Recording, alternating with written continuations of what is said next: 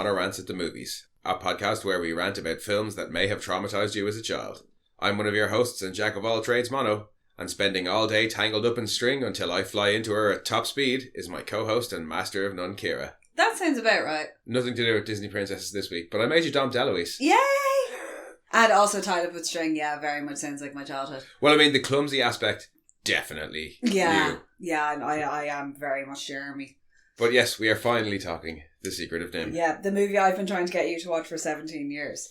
Yeah. Give or take. Well, whenever you found it in Tower Records for me on DVD and we're like, hey, this is this film you won't shut up about. Yep. Hey, here's a DVD of it. Leave me alone. Yeah, and you successfully left me alone until this month. Yeah. When I caved. Finally got you to watch it. And said, hey, let's watch a whole bunch of Don Bluth movies. Yeah. And we're going to keep this one till last, but couldn't find American Tail anywhere, so... A lot of Don Bluth stuff is very difficult to find because of various distribution rights. And the only one so far that we've done that's been available on streaming was Anastasia. Oh, no, sorry, no, All Dogs Go to Heaven was on Prime. Yeah, it was. And Anastasia's on Disney+. Yeah. And this is nowhere, except for our DVD collection. Yeah, it's apparently quite difficult to find. Well, this was the first... This is the movie they left Disney to do. Yeah, this was Don Bluth and Gary Goldman, and I can't remember the other guy. It's not even Sullivan Bluth Productions, it's a Don Bluth production. Yeah, this was when they broke out on their own, and there was...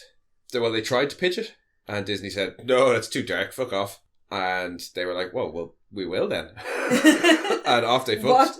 And made it with a bunch of other animators followed suit. It was like 20 other animators. Yeah, and all left as well, having similar kind of disputes as well. But they were dubbed the Disney deserters. Yes, it was a big deal. But it produced this, which is literally my all-time favourite animated kids film. No lie. Yeah, I adore this film. I won't have... Like, I can watch it now and be like, oh, okay, they could improve on that or this. But a couple of years ago, you couldn't tell me shit about this. Like, I love this. I would defend this to the death. And for a while, again, I thought it was a fever dream because I had it on VHS. Yeah. And nobody seemed to know about it. Well, I mean, I had never heard of it until you showed it to me. Told me about it. Rather sweetly, my niece is currently reading the book it's based on, which is Mrs. Frisbee and the Rats of NIMH, but they had to change it to Brisbee for obvious copyright issues. Fan at painstaking effort, because didn't they have to replace every fr with a br? In audio editing, yes. They had to cut it out for every single actor. Like, they couldn't afford to get everybody back to re-record their lines. Yeah, I just cut out ums and ahs and shit every week, and that's a pain in the ass. They had to hand slice it in as well. Yeah, because this was pre-digital editing. That's what I was going to say. This is digital, and I find it a pain in the ass. That was analog. Fair play to the audio editors, because that is a thankless job. Yeah, but in this case, it wasn't a thankless job, because he had the first ever profit sharing contract for the animators. Yeah, because animators were getting screwed and are still getting screwed to this day. Yeah. Yeah, support your small creators. Definitely animators and voice actors in particular, and comic book artists, and anybody who's not getting $1 million just to read some lines in a live action fucking Marvel film, producer, basically. Yeah, because they get screwed. Get screwed. But video game developers, exact same. Yeah. But yeah, they had profit sharing on this, which was even more incentive for the animators. Yeah, to do things like replace all the frizz with brizz. And go through and animate all the sparks by hand, the three animators. Yeah. Who did that? It wasn't just the sparks, it was all the sparks, of which there are fucking many. It was also all the fire effects and all the water effects they had to do. And that glow as well. Yeah. That comes through because a lot of it was done on translucent backgrounds over softbox. So you get the glow coming through, like particularly with like Nicodemus' eyes and things like that. Tons of the trivia on IMDb is to do with the animation process, like how long it was and how arduous it was and the technical side of things. Oh my god! I probably won't go into loads of it, but this of the ones we've watched so far, and probably I like An American Tail is just, it's more cartoony and bright. No, this is probably the most visually stunning of the ones that we're going to do of all the Don Bluth ones. It's not that the others are ugly by any means, but there's just... This has a real wow, like, factor when she's going down through the rose bush and she comes out into the almost like fairy glade, as it were. And it's just, and you've got then the choir singing. At the risk of breaking your heart a little bit. Yeah. I didn't get an awful lot out of this film as an adult. No. But one of the two things that got me through it was the visuals. Yeah. In particular, the backgrounds there are so stunning. And we'll get on to the other things. I didn't dislike it.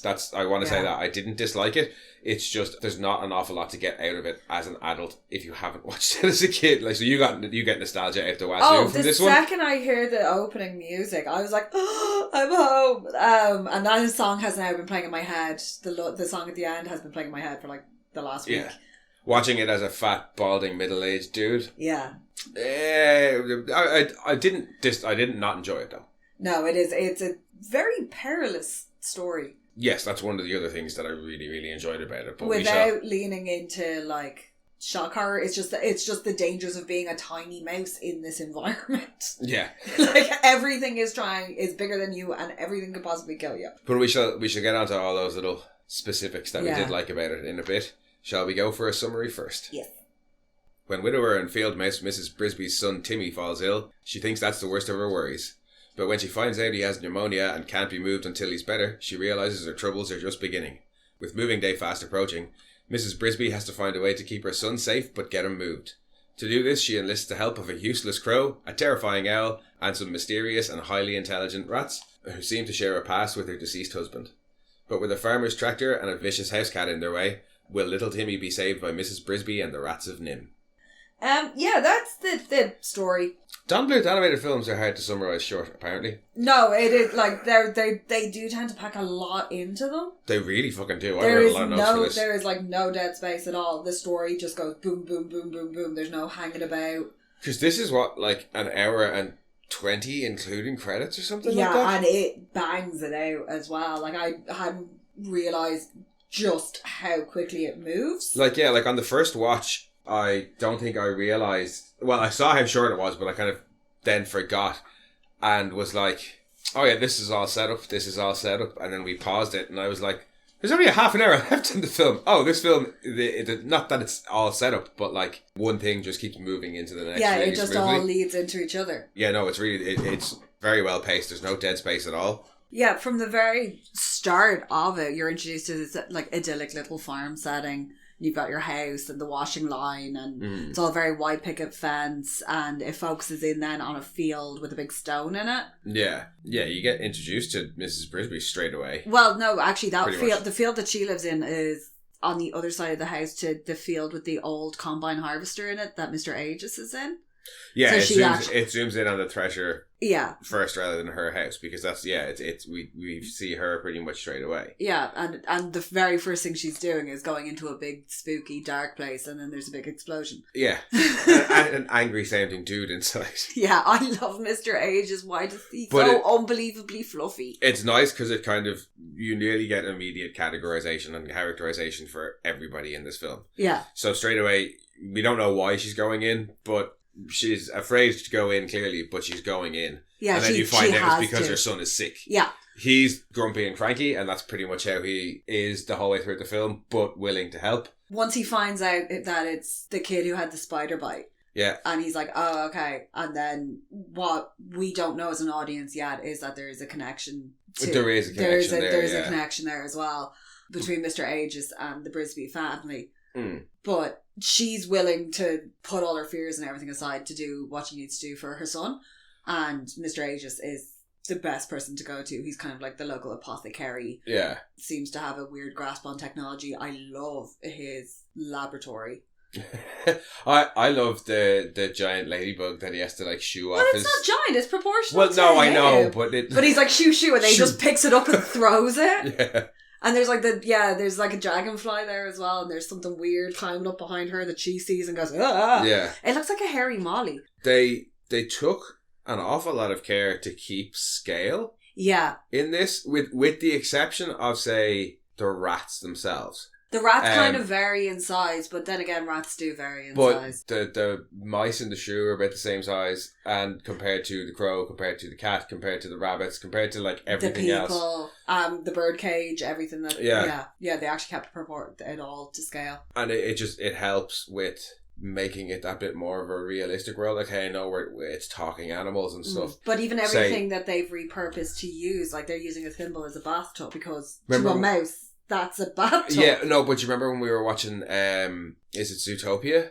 Oh, you had. And I was giving out about that because I was like, Don't have giraffe-sized cars and be like, oh yeah, look at this world where we need to have different Or sized the cars. rabbit is so much smaller than everybody else, and so is the fox. Like, it's not, it's it's not, in some ways they've been like, oh yeah, this is, we've tried to make it, not realistic, but it's like, yeah, look, giraffes have giant cars and need different things because they're much bigger than other animals. But the elephant isn't much bigger than everybody else is. Yeah, and then the fox the is like... shrews and the lemmings in their little world, because I love their little mini city, it's the cutest thing ever. They're super, super tiny compared to the rabbit. I don't understand. Yeah, that was weird and stupid and annoying. And in this, I was like, yeah, okay. Like, especially because they're trying to, as I said, that's why I'm saying they're trying to make it a realistic world. This is animals as they are interacting. Well, not interacting, but there are humans there. And it's kind of how things would go. And it's just some of them. They're kind of like the borrowers as well. Like, they're using things that are recognizable household items, but they're repurposed for their use. So, like, when they're going down to the rats, and it's the old lantern. The old lantern, yeah. That they use, and even just things that they have in their day-to-day lives are just like modified versions, and you can see that. Mm. Oh, how did we get onto that? We're supposed to be doing characters. Mrs. Brisby, like, Mr. Aegis' lab. Yes, sorry, it's Mr. Aegis' so lab. Fun. But yeah, he is so mad. He's like this weird wackadoodle. Because it's like, oh, okay, cute country mouse. Crackpot with, like, electricity and Bunsen burners and things blowing up, and from now on he's the mouse Professor Farnsworth. Yes, I love him. That's what he is. Mr. Aegis just makes me happy because he's so grouchy, but he also looks so unbelievably fluffy. He does. Mrs. Brisby, then, like you were saying about, you get that kind of thing straight away that she's dedicated. As the film goes on, she almost seems to be, I don't know if blinded by her dedication is the right way to phrase it, but like she certainly fires headlong into things without thinking about it, like when she tries to attack the tractor. Yeah. And then just... Auntie Shrew saves the day because Auntie Shrew's the boss. Yes. Yeah, she, like, at the same time, she's just lost her husband and her kids are all she has. Oh, I know, I don't... She does have a sense of, like, kind of naivety, and she's very sheltered from the world. Yeah, no, I'm not necessarily blaming her for trying to save her kids. She could just benefit from maybe stopping and considering for a couple of seconds beforehand. And then, of course, we have Jeremy. Jeremy the Crow. Dom DeLuise is back again. This is his first Don Bluth role, but he's back again because it's the second time we've seen him this month. And it's Dom. It's always a pleasure to see him. Yeah, it's another, like I kind of said about Itchy, it's another kind of atypical Don DeLuise animated character. Just heavy on the stupid / clumsy this time around. Sorry, excuse me. Pardon me. Yeah. I like the fact that you get this whole scene of her, Mr. Aegis, and basically how sick her son is. Yeah. And just her journey home. She's like just trying to get home, and she goes through the tunnel and she sees something is at the end of this hollow log having a like shit fit. Yeah. And she climbs up through. That's the other thing I really like about this is the way that they move. Even though they do walk around on two legs and hold things in their little hands and stuff, when they're running, they still move like rodents. Like, she climbs up, she scurries around things. The way she slides down stuff is still very much like a mouse would do it. As opposed to just being like fully anthropomorphic, like upright, bipedal movement. They're semi-anthropomorphized, nearly. And then any animal that doesn't have clothes or a speaking line is just an animal. The cat's just a cat, the rabbits are just rabbits. Now they certainly seem to understand, because when on moving day Auntie Shrew is screaming the about it's moving day, and everybody seems to be no, maybe it's just the fact there's a big old tractor coming, they don't give a shit when Auntie Shrew is screaming. But they seem to understand. Yeah, well, in fairness, the rabbits are painting the shit out of that, so the poor voles. But even Jeremy, you get your characterization for him super quick as well, because it's clumsy because he's tied up in string and wants a girl because that's lovelorn. Yeah, he's trying to build a nest out of string to attract woo a lady. Yeah, and not having much luck. No, and he enlists her, Mrs. Brisby's help to help him woo a lady. Oh, and where Itchy was itchy, Jeremy is sneezy. Yeah, because he's allergic to cats. Because he's making a whole host of racket, and because you get to see from the opening shot this kind of setup of the area where you've the house, her field, the river around the back with a bit of forest. Yeah. The field where Mr. Aegis lives. You have a sense of like, this is the environment that they're in. Yeah. And she's like, oh, be quiet because Dragon, the cat, will hear you. Great name for a cat. Dragon. Yeah. And Jeremy goes off and has a look, and you can see Dragon chasing a rabbit, and he's doing that really fun cat thing where you just see them going, woo! into the air. Do you see him in the background there? You do, yeah. You see him chasing a rabbit. Oh, I thought it's just that. That's why the rabbit comes booting it through the log, and they're like, "Oh, it's just a rabbit. It's fine." The cat fake out. That's immediately followed by a cat attack. Yeah, he's like, "It's not a cat because I'm allergic to cat. I'm allergic to cat." It takes a while to figure that one out as well. Yeah. But then it's Jeremy. It takes a while to figure everything out. That cat is frantic. That cat is... I've never seen a cat that determined. Like, I think Mrs. Brisby did something to him in a previous life. Because our cats are fucking lazy. Our cats will go, "Oh, you've legged it." Certainly won't be chasing cats through rivers and waterfalls. No, anyway, well, the first time they get wet, mice. they'd be done. Because he falls into the stream. Yeah. He goes over a waterfall. And he's fine. He's just a bit soggy. Yeah, he's not happy about it. But, yeah. But yeah, Brisby, Aegis and Jeremy then are kind of our three main characters apart from Auntie Shrew. I love Auntie Shrew and the children. And yes, the childers. The childers who are lovingly voiced by, the two main ones are voiced by Will Wheaton and Shannon Doherty. Yeah, Teresa and Martin are Will Wheaton and Shannon Doherty, and then there's Cynthia who has like one or two lines. I like that she just wears a bow. Yes, and she thinks that Jeremy's a turkey. And then sick Timothy. Yeah. And then you've got a couple of other characters like Justin and Jenna in the Rats and Nicodemus, who's kind of your all-knowing sage type. He's the Gandalf of Rats. Kind of, yeah. And then the Great Owl, who is John Carradine. David Carradine. Yes. The dad. Not a strangle wanker, but a strangle wanker's dad. It's an embarrassing death. And it was. Yes. Yeah, he's the Great Owl, and at the time I had no clue who it was. I just who David Carradine was. No, I just remember this really powerful voice. Yeah, he's got this immense presence. It's not somebody you ever want to have shouting at you. No, well, he's only in one scene. No, but the Great Owl always stuck with me as well because it is kind of it's very spooky, and she's entirely on her own because Jeremy's like, "Yeah, I'll wait out here." Yeah, Jeremy is very much a coward at that point. Yeah, it's not quite as fucked up as when they're getting the backstory of the rats. Yeah, but it is quite a high tension scene, particularly with the spider. I would say that because owls there's a couple eat of mice. There's a couple of quite perilous scenes. I would say the two scariest scenes are probably the Great Owl and the rat's backstory. No, not even the rat's backstory. When she first gets in to see the rats and she just gets attacked by Brutus. Oh, yeah. For no reason. Yeah, and Brutus he says is nothing, a dick. He just keeps trying to stab her. Yeah, with his electrified spear thing. Thank you very much. Yep. Yeah, he ain't wasting no time. She's like, "Hi, I've been sent to see this guy." And he's like, "Nope, fuck you."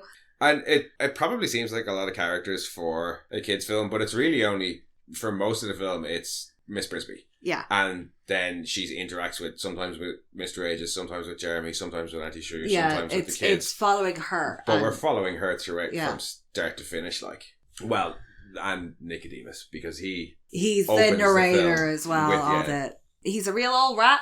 He has a bit of a Fu Manchu mustache going on. Yeah. Some glowy eyes. He's got some sort of supernatural abilities. Yeah. That are just kind of vaguely glossed over. They apparently they weren't a thing in the book, but they wanted to give it some sort of element without having to go too deep into these rats were experimented on.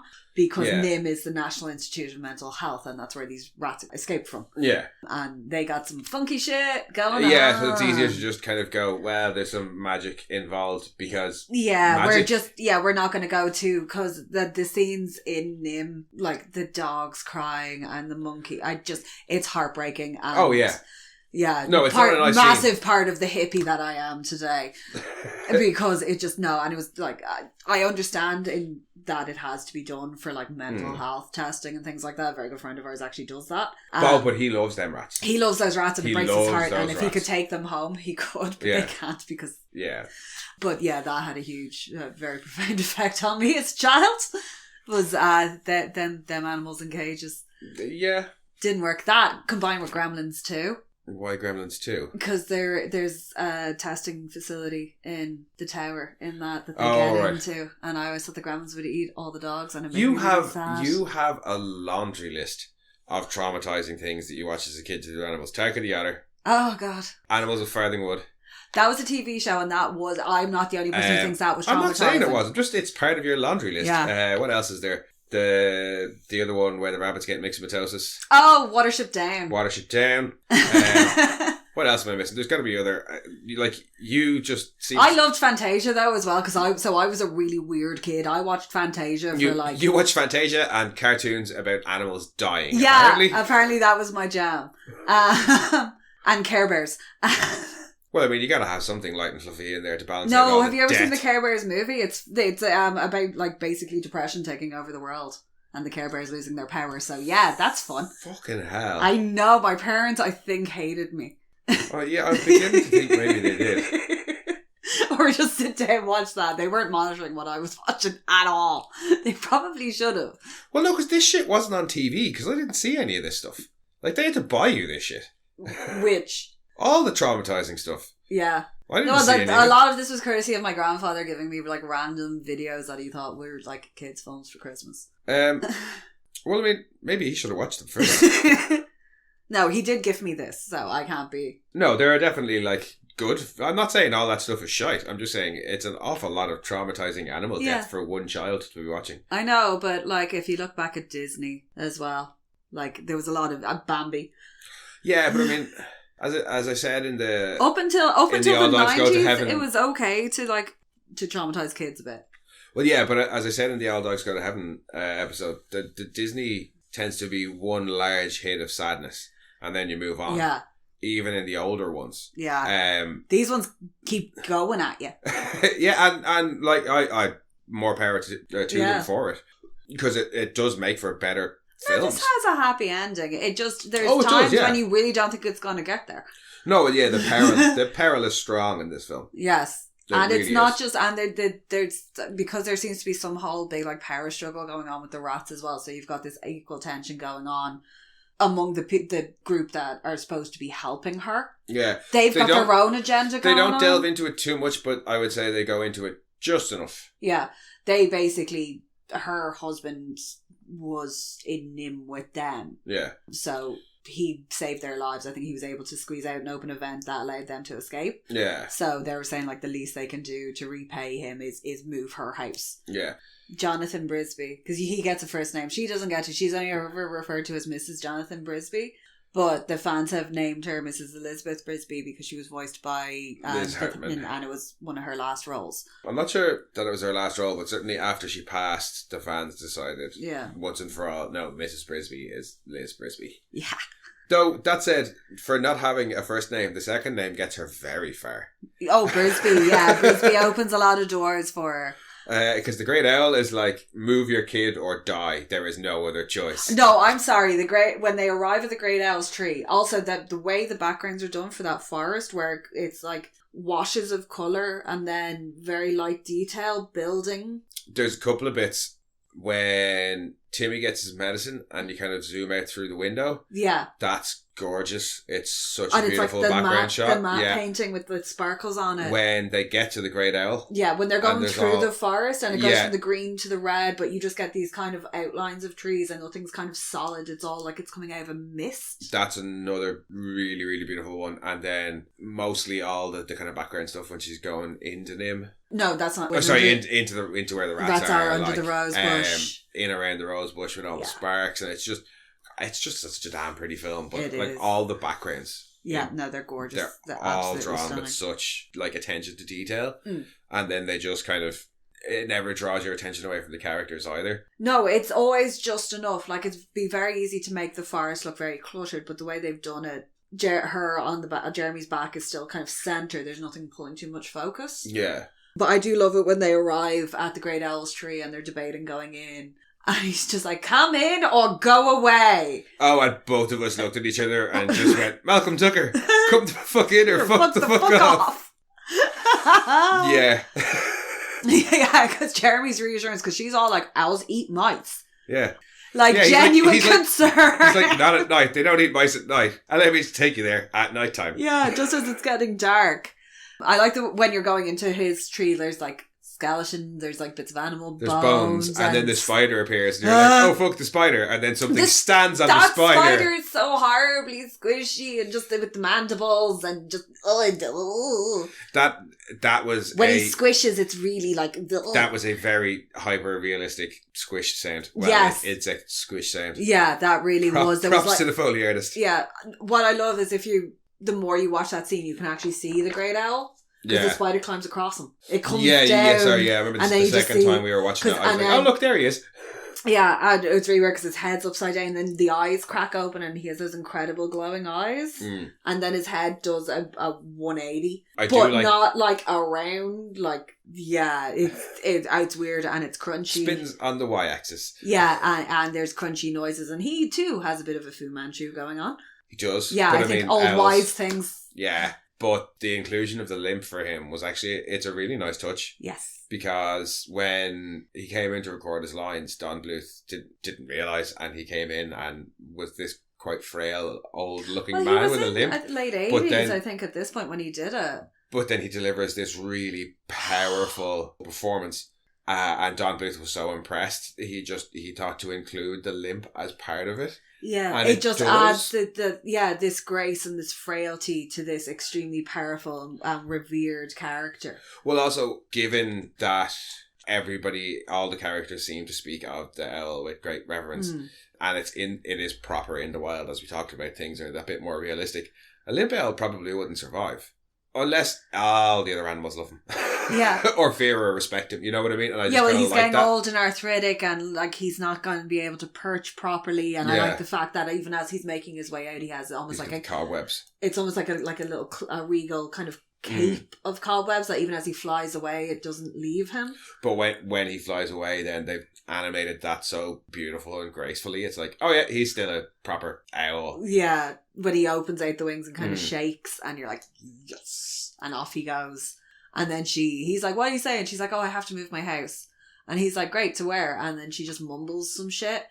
That's the Lee of the Stone thing. Yeah. I didn't really like that upon reflection because... The Lee of the Stone. Yeah, he says it in a real, like, prophetic way of, like, remember this. And, you know, like, you're expecting it to come back in some sort of, like, it'll help solve a riddle way. But it's just like, no, that's just where you're putting your house. Yeah. No, I like the fact that she's forget. Like, when he's like, you must go to the rats. And she's like, I don't know any rats. And he just straight away goes, in the rose bush. And she's like, oh, yeah, I suppose. But, oh yeah, we were talking about her name taking her places, because he's like, move your child or die. Yeah. And she's like, no, there must be some other way. And he's like, there is not, Mrs. What's your name? Brisby. And he's like, oh, you're Mrs. Jonathan Brisby? Well, hang on a second. There is absolutely a way. Yeah, go to the rats. Ask for Nicodemus. Tell him the great owl sent you. Bada bing, bada boom. But also, Nicodemus with his whole voyeurism thing going on. He's watching. Oh, with his very early Stargate vision ball thing, because that's exactly what I think of. You remember, when they're taking the ship and you get to see the talking balls for the first time that they pop into the gate? Yeah. When Apophis is doing his whole attack thing. The intergalactic FaceTime thing. Yeah. The second I saw that on Stargate, I was like, it's that thing from fucking Secret of NIMH. Oh shit, it went the other way for once. Yeah, for once something wasn't like, oh, I know that from Stargate. It wasn't a Stargate reference, no. It was a Secret of NIMH reference. Yeah, and nobody else knew what Secret of NIMH was, so I just never talked about it. I could see it. But as to my point, because he's had a whole pervy moment with the owl when he's all like, go there, with like the flowing cloak, and I'm like, you getting your jollies off that ball? Mrs. Brisby is talking to Auntie Shrew, and she's saying, go see the great owl, and Nicodemus is watching her, and he's like, yes, Mrs. Brisby, go to the great owl, seek him out, he will help you. And she goes there, and he says, go see Nicodemus. Yeah. And I'm like, Nicodemus, why couldn't you just fucking contact her at the start? Brutus chases her away. And he watches them come, like then later on he's watching them come back as they're Mr. Aegis are talking about the council and Justin and Jenna and all that stuff. And he's watching again. And I'm like, just fucking go to her. I mean, I know there'd be no movie, but just like, why does she have to come to you? I don't know. But I kind of said that they include just enough of like the council rat stuff. Yeah, so there's a couple of main rats. You've got Nicodemus, who's like Fu Manchu Gandalf. Yes.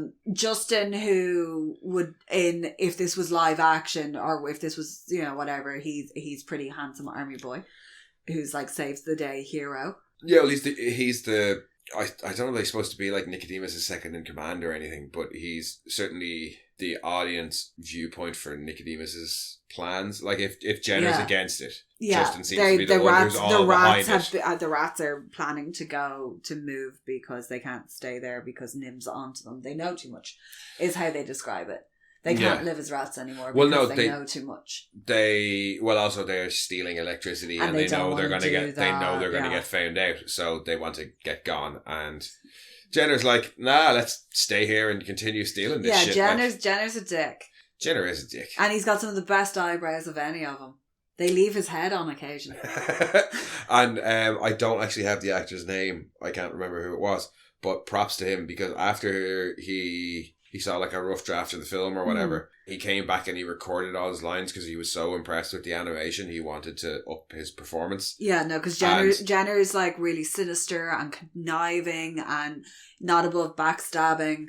But he's not full-blown dictator. He's still at the sweet talky stage.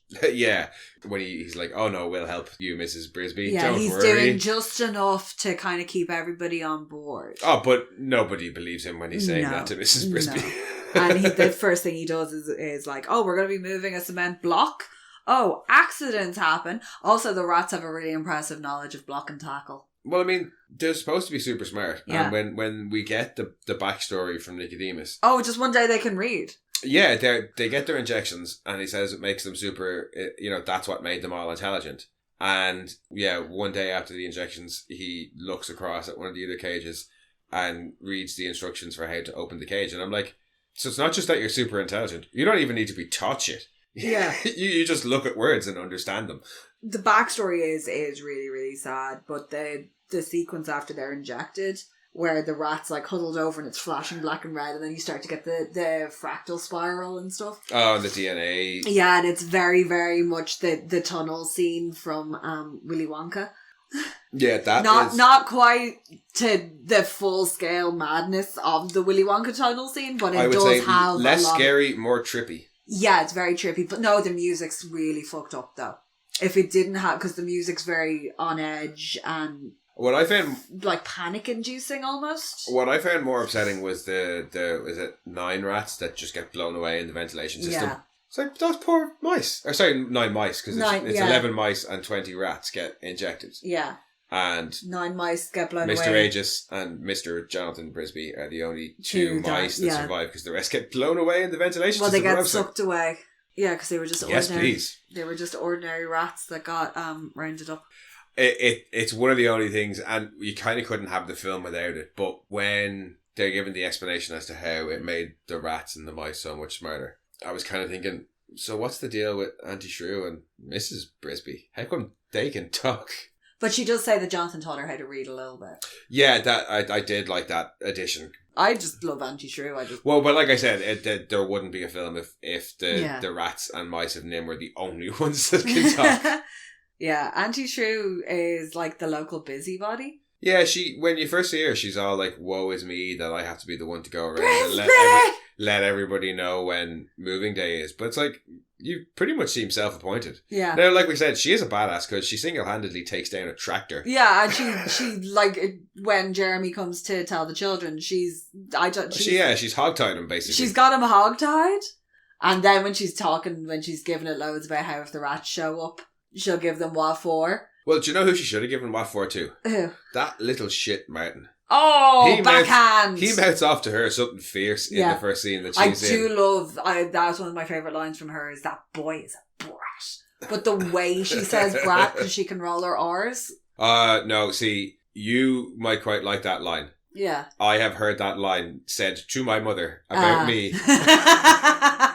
So that line somewhat instills a little bit of fear in me from my childhood. Because, yeah, if you heard that, you were in trouble. Yeah. Well, if you heard it being said about you, you were in trouble. Yeah. No, I just love the way she says that boy is a brat. But yeah, no, she's badass. Good old Auntie Shrew. So what about, like, highlights of the film for you? If you had to narrow it down, because I know you pretty much love everything about this. When she's doing the task for the rats to drug Dragon. Yeah. I love that bit. Number 1, she's naked. For Mouse, because she's got like a little shawl, and then she's got the amulet. Well, I said that when we were watching it the first time, because there's a scene. You were like, hee hee, Nicky rat. It's after. Well, no, I was offended. How dare you? She had no clothes on. It's after. I think it's when we first see the rats, and they're talking about the farmer farmer's wife is talking about getting the phone call from the Oh, neighbour. they're We see stealing rats the stealing extension line? And then it cuts to the Brisby home the next day, and Mrs. Brisby is getting out of bed, and she's not got any clothes on. And I was like, you're getting out of bed, you had clothes on yesterday. Put some damn clothes on, woman. But she's different. It's different in that scene, because she's caught out, and the little boy puts her in the cage. Yeah. And he's like, I don't wear clothes. But yeah, when she goes to drug dragon and she gets captured, but that whole bit in the bird cage afterwards when she's escaping from it, I love that bit. I think the sequence that she works through, because she's also, that's when she hears the phone call. Yeah. That they're coming to dig out the rose bush. But you've got that, her on her own, struggling, versus the kids in the cement block. Being moved by all the rats. Being moved by the rats. And she's not there. Because they've just had to leave her. They're like, we'll try and come back and get you later. We'll come back and get you after. Yeah, I suppose I hadn't thought about it from that. I think I quite liked the first dragon scene where she's getting chased. Yeah, where Dragon's just losing his shit. Because that is, for me, that's one of the highlights of the film, is how well the sense of peril comes across. Yeah. It really, really is done so well in this, from that scene where she's getting chased by Dragon at the start, to the stuff with the great owl, to when she's first going to see the rats and gets attacked by Brutus. It's all just so... Oh, the peril is played so right that even as a fucking 37-year-old adult watching it, knowing that they're not going to kill off the main character of the film, I was still like, oh no.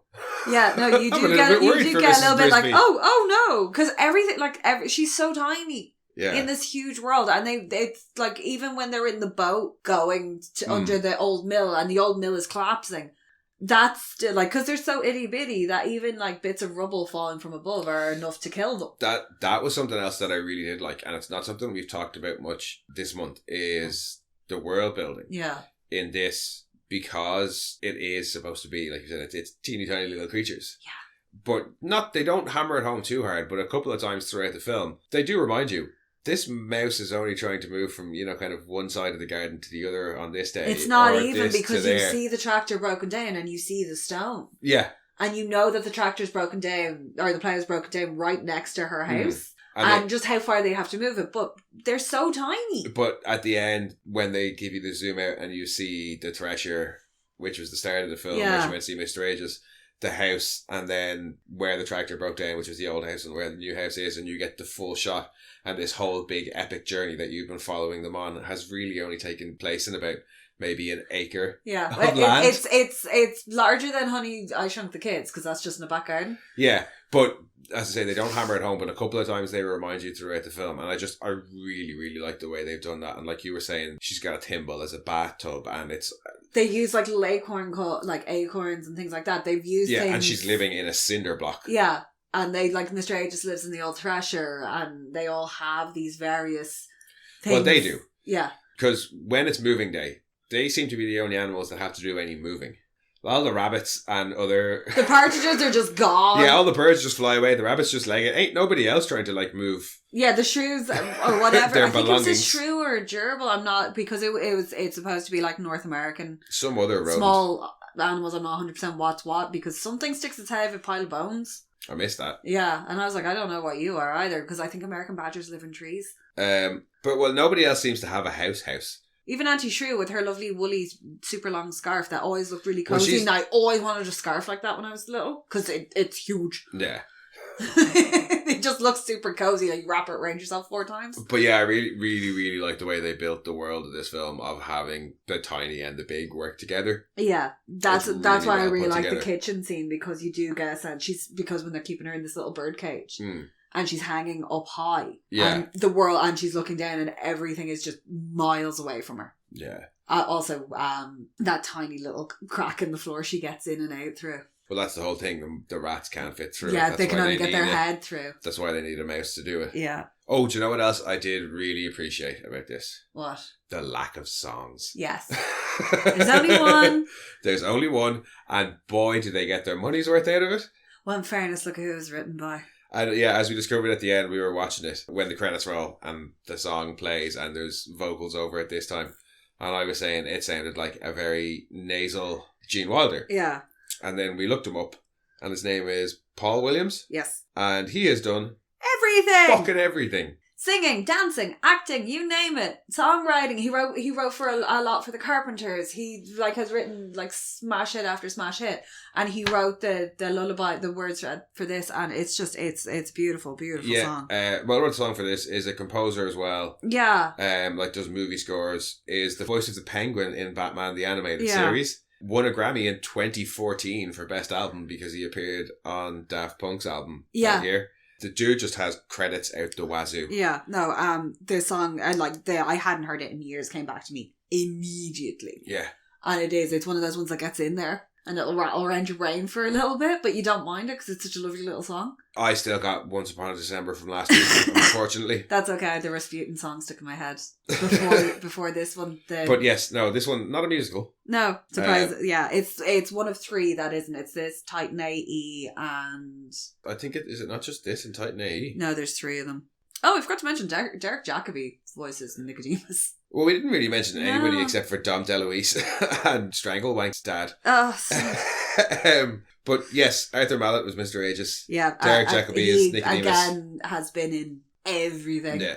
Liz Hartman was Mrs. Brisby, and Auntie Shrew was Hermione Baddeley. Mm. And...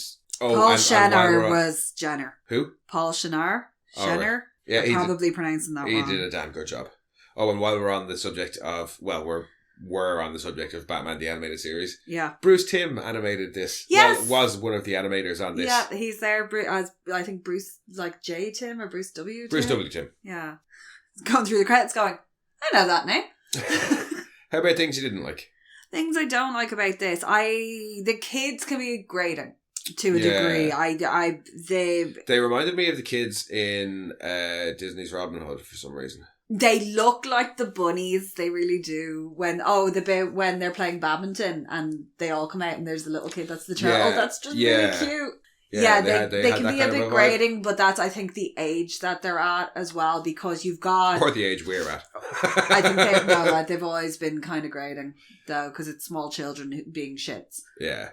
Although I will say, it's an animated thing, but such expressive little faces on all the mice in particular. Yeah. Mr. Aegis and Mrs. Brisby and the kids. Yeah, for not being caricatures of animals. Yeah. They really do give them a lot of expression.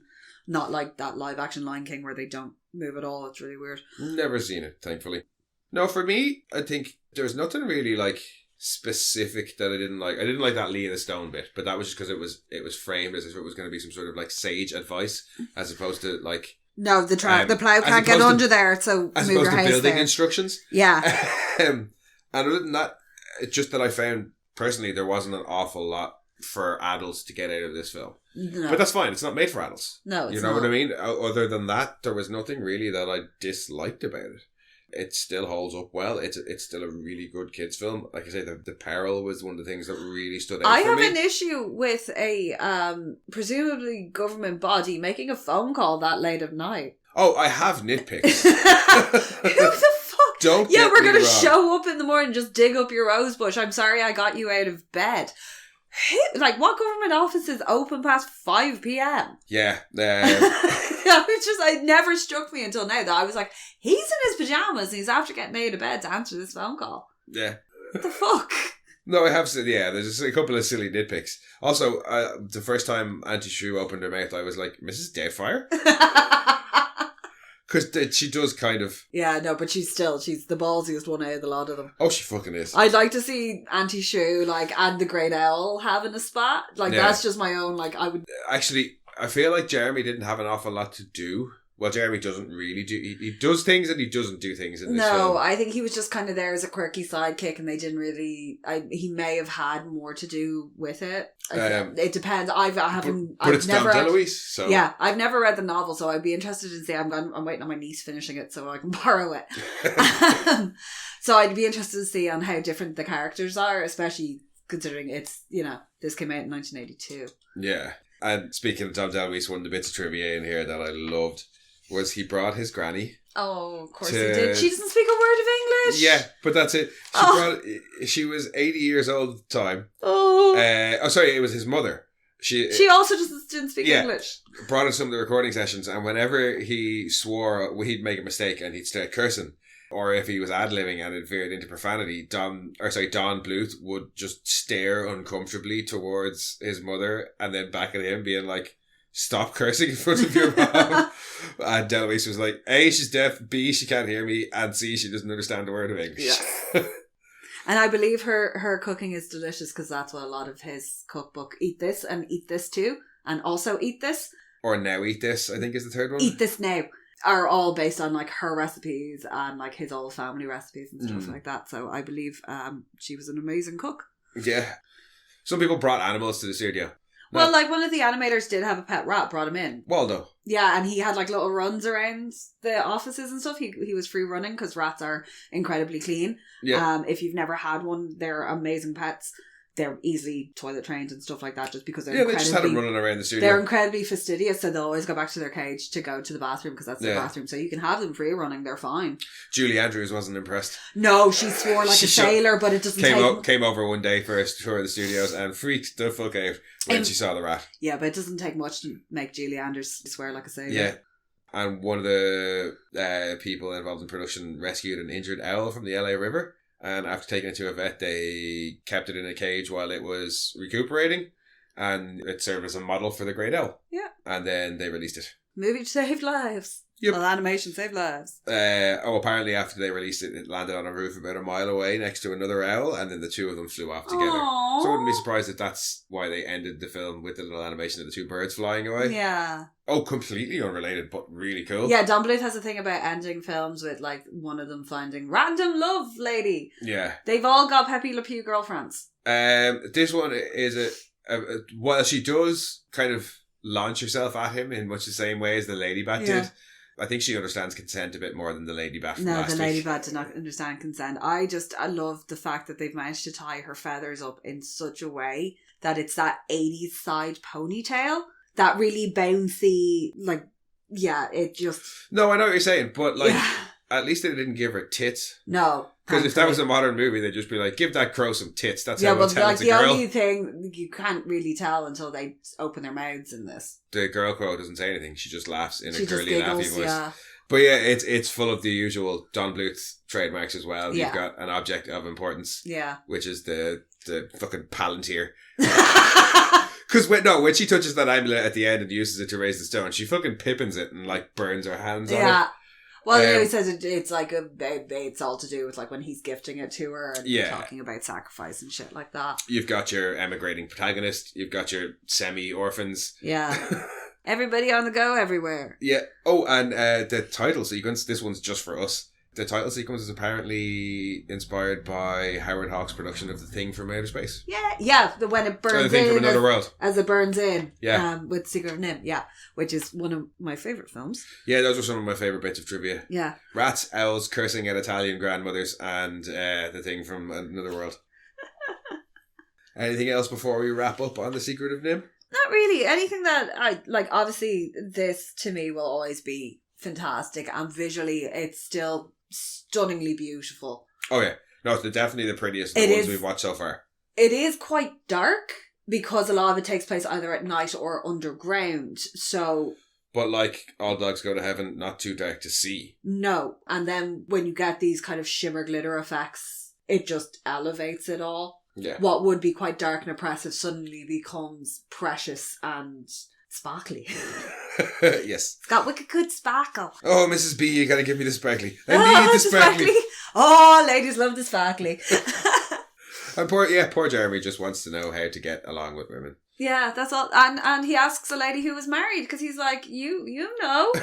And she gives him really good advice. Except at the end when he actually has a lady friend and he's like, what do I do when he can't get the shiny? She tells him, be athletic. Just the fuck does that mean? I don't know. I think it's just something to make him go away. Yeah, she does spend an awful lot of the film just being like, Jeremy, just go away. Just kindly fuck off, would you? Why are you wearing a pair of underwear? I'm in disguise. Not necessary, you're a fucking crow. Yeah. Well, I suppose, without Jeremy, even though he's not got much to do, without Jeremy, there would be very little levity in the film. Yeah, he is the comic relief, which is, it is the kids necessary. provide a little bit. Auntie Shrew provides a little bit as well, but yeah, Jeremy it'd be provides... very somber without it. You need the little breaks, especially like when the kids find Jeremy. Mm. And that's when it's a turkey. And he's like, I'm not a turkey. I'm pretty sure she wants to eat him as well. Yeah. It's not just that she's mistaking him for a turkey. No, she's she like, wants turkey, to eat and him. turkey is food. Yeah, because then she's like, mice don't eat turkey. But when she's like, oh, look, 2 turkeys. And she's like licking her lips and it's like, yeah, that's why I think she wants to eat them. Well, mice are omnivores. They are, but I don't think they eat turkey. No, she might be just going through that biting phase. Yeah. But, no, I think that about wraps it up for The Secret of NIMH. Yeah. Definitely did enjoy it. Like I said, maybe didn't get as much out of it as I did some of the other films because I didn't have the nostalgia factor for me, and there's not as much in there for adults. No. But like I said last week, if you're looking for something kind of new for kids to watch, that's not the same old Disney stuff. Yeah, this one's a little bit heavy, but it's a really good film. Yeah. It's a really exceptionally good even for kids how film. heavy it is, there's a lot of that stuff that you don't necessarily... There's enough there that you understand that this is serious as a kid. Mm. But there are some discussions that will just go over kids' heads. Yeah. Until they get maybe a little bit older. Maybe some of the council stuff. Like but some of the scheming going on in the background with... Jenner and the council. Yeah. Yeah, but there's enough that the Mrs. Brisby side of things is very simple. Yeah, her storyline is really easy to follow. There's some like B plots going on that if it doesn't pick up on, it doesn't matter. But no, I would recommend this film for kids. Yeah. Maybe not for adults, no. But for kids.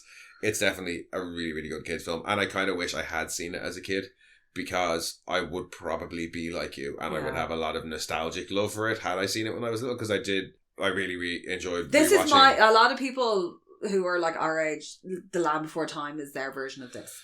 Yeah, I'd have similar ones. But I saw this, I saw this first. This was the one that got me first. Like, I've seen Land Before Time, I've seen American Tail, I've seen all of them, but this was the one that always stuck with me. Five Goes West rather than American Tail would probably be yeah. my version of this film for you. Yeah. I did kind of get that nostalgia with All Dogs Go to Heaven. With Anastasia, there's a bit more kind of, not stuff for adults, but... There's an older storyline going on. So yeah, I do feel like maybe I missed out a little bit with this one. Yeah. So sorry I didn't love it. No, it's okay. But it's probably the best you could hope from me. Yeah. No, it is. Like I had said that to you. It is very much a kid's film. Straight through. Like it's not even like the way the Wallace and Gromit films have like some adult content thrown in. No, well, it's not even adult jokes, but just like stuff that adults can enjoy. Yeah, no, there's unless you just lose yourself in the visuals of it. Well, look, as I said, I did enjoy it. Yeah. But that just leaves us with one more. And then we're for the Don Bluth birthday month. Then we're and back to normal scheduled. Back to shit like the Human Centipede and stuff like that. I told you we should have done it for Valentine's Day. But yeah, so our last one will be An American Tail, if we can find it. Somewhere. We'll find it somewhere.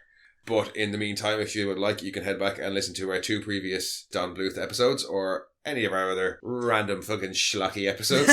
Or you can head on over to Mono Rants the Boys and check out our Boys podcast where we cover everything to do with Amazon's TV show. And you can come and find us on Twitter at RantsMono, or you can find us on Instagram at monorants_the_boys, or you can send your own rants to monorantspodcast@gmail.com. And we'll be back next week. Bye-bye. Bye-bye. We are Science Fiction Remnant. This is the Funny Science Fiction Podcast. We are the Caribbean Science Fiction Network. We are Mono Rants. We are One Accord Level 2 Podcast. This is Jesse from Sudden But Inevitable and Open Pike Night. This is Sci-Fi.